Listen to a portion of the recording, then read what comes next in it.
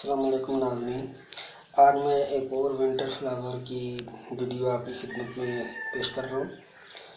तो दोस्तों, ये जो प्लांट आपको नज़र आ रहा है, ये इसको इंग्लिश में कहते हैं कैंडी टफ और उर्दू में इसको चांदी टफ कहते हैं, क्योंकि इसके फ्लावर आपने देख लिए कैसे चांदी जैसे वाइट है, गुच्छों की सूरत में आते हैं। ये मेरे अभी जो मार्च का महीना जा रहा है, तो इसको मैंने अक्टूबर में सीडलिंग की थी।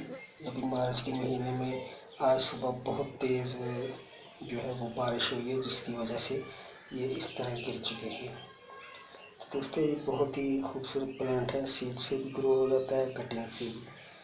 आपको मैं इसकी कटिंग जो मैंने लगाई है वो भी दिखाता हूँ। वो तो तकरीबन ग्रो हो चुकी है, पहले इसकी थोड़ी सी बात कर लें।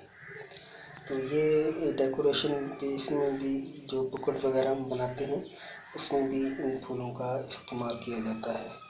इसकी हाइट कम से कम 1 फीट हो जाती है। धूप इसको बहुत पसंद है। फुल सनलाइट में इसको लगाएंगे, मैंने क्यारी में लगाए हुए हैं। आप इसको पॉट में भी लगा सकते हैं। पानी जो है उसकी बात करें तो पानी इसको नॉर्मल दिया जाता है, ना कम ना ज़्यादा। ये बारिश की वजह से है, सब गिर गए हैं, तो कोई बात नहीं, नो प्रॉब्लम। 1-2 दिन में ये खुद ही स्टैंड ले लेंगे।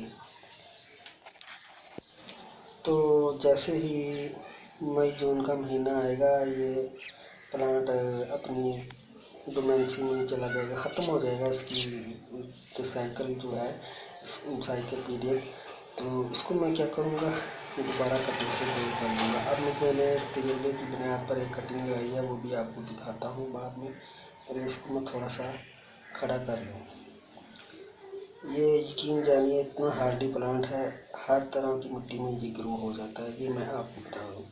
इसके लिए कोई ख़ास जो है वो मिट्टी की ज़रूरत नहीं है। बाज़ लोग कहते हैं फलां करो, बस को जो है वो सिल्ट सॉइल, बालू मिट्टी जिसको हम कहते हैं, बालू वाली, वो लीजिए, चाहे गमले में हो चाहे क्यारी में, उसमें ग्रो कर दीजिए। अगर सीड से नहीं ग्रो करना तो इसकी आप नर्सरी से ला के कटिंग भी लगा सकते हैं। जो इसकी पॉट मिलती है उसको काट कर क्लोकस की तरह जो है ये प्लांट बहुत लॉन्ग फ्लावरिंग करता है। अप्रैल मई तक इसके फ्लावर चले जाते हैं, बाद में ये सूखने लगते हैं फ्लावर और सीड बन जाते हैं इसके। बहुत ही यकीन जानिए हार्डी प्लांट है, मुझे बहुत पसंद है।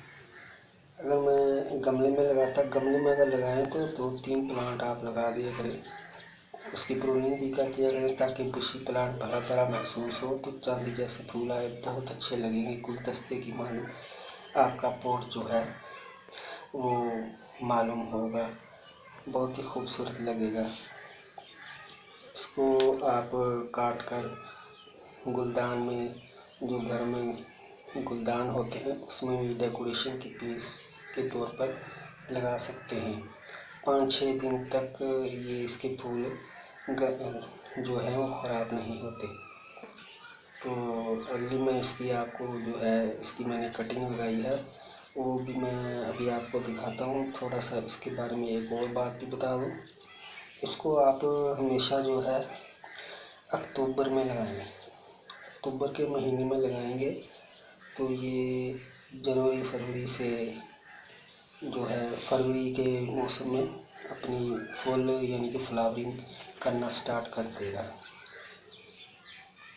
तो इस तरह दोस्तों मैं आपको ये रिकमेंड करता हूँ, जो बिगिनर लोग हैं, नई गार्डनिंग करना चाहते हैं, तो उनके लिए मैं यही कहूँगा, इसको पॉट में 3-4 जो पौधे हैं वो लगा लें, बहुत ही अच्छी लुक इसकी लगेगी।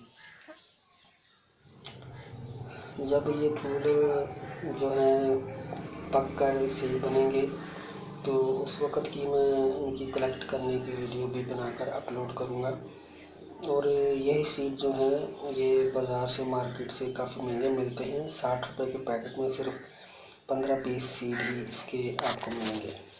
लेकिन हमने जो है वो आपको मैं 100 सीड जो है 25 रुपये के पैकेट में दे दूँगा।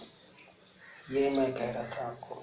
ये देखिए, एक तकरीबन 22 दिन हो गए इसको मैंने भालू एक में, ये तो मैंने पीठ आपको जो नज़र आ रही है वैसे गिरा दी थी, इसमें लगा दिया था।